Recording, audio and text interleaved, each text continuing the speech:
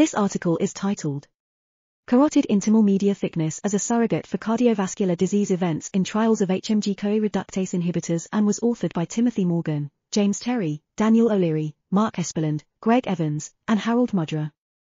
Surrogate measures for cardiovascular disease events have the potential to increase greatly the efficiency of clinical trials.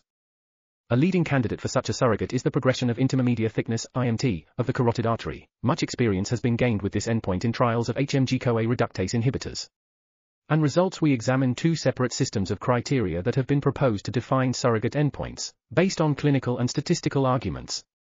We use published results and a formal meta-analysis to evaluate whether progression of carotid IMT meets these criteria. For HMG-CoA reductase inhibitors, IMT meets clinical-based criteria to serve as a surrogate endpoint for cardiovascular events in statin trials, based on relative efficiency, linkage to endpoints, and congruency of effects.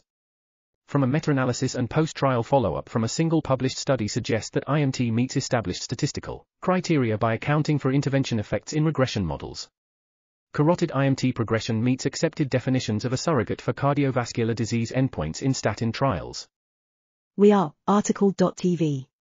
Links in the description below.